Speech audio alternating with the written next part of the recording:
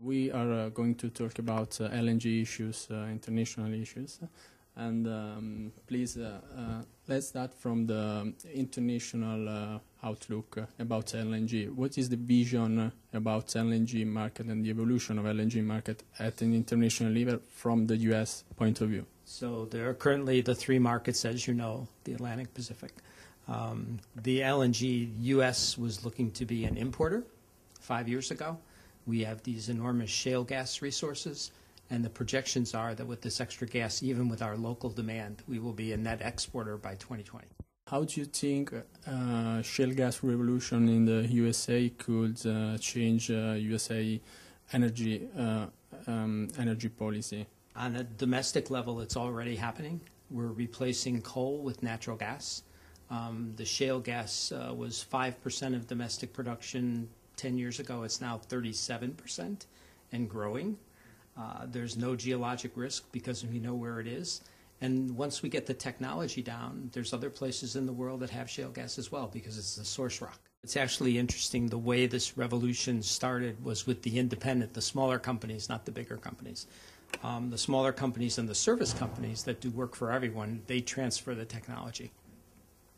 When you look at Exxon and Rosneft or American companies with the Chinese, there's no question that there's certain technology and application of technology will be transferred as they develop those resources. The important point is that all shales are different. So what you do in one formation doesn't necessarily mean success in another. So we're learning all the time. Coming to fuel competition, do you think that LNG will compete with oil-based products for transportation, maritime and land transportation? So marine transportation, clearly. The fact that we used LNG tankers that were running on diesel was just silly.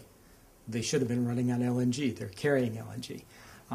So marine transport, I think that happens pretty quickly. That changes refinery configuration because you don't need bunker fuel anymore. For ground transportation, natural gas in the United States works better with buses that have big gas tanks surrounded by steel and protected. And for small fleets that get central refueling, taxi cabs, delivery vehicles that go back to one place at night and get refueled, doesn't work so well for our passenger vehicles because of the distances we drive. The difference is when you compare diesel or gasoline, the reason we use so much of them is that it's concentrated energy because it has more carbons. So you need to repressurize the gas to be able to use it to have the mileage that you need. So our gasoline, we get 60 miles to the gallon for some of the better cars. So it'll be hard for gas to do that without constant refueling or battery backup. Coming to the liquefaction plants authorization in U.S., can you advise something about the authorization phase of your projects in the U.S.? Will U.S. become an exporter of LNG to Europe and other markets? So the projections on volume is that we will become an exporter. We will have more supply than the local demand. There are 19 applications for export. There's one that's been approved so far, and that's to free trade countries because that's the way our laws work.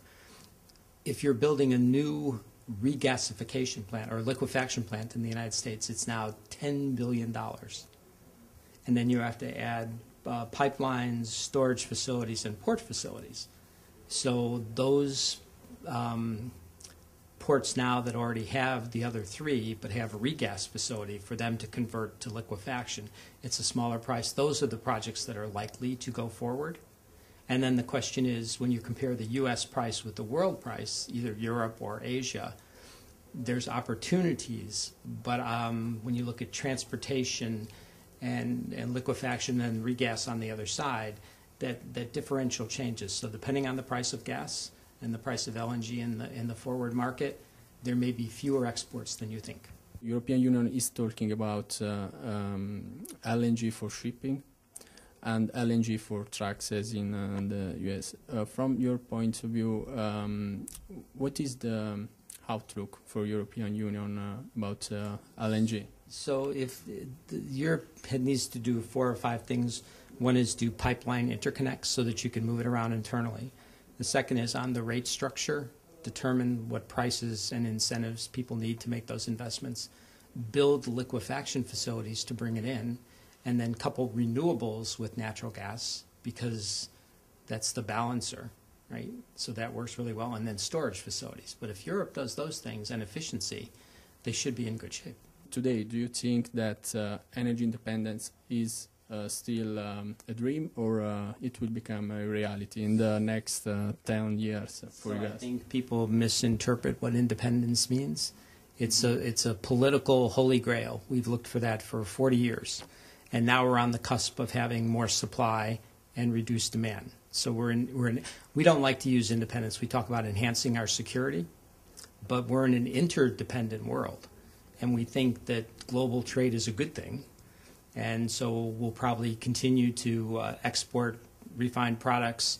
We're looking to export LNG, but we're also looking to import as well.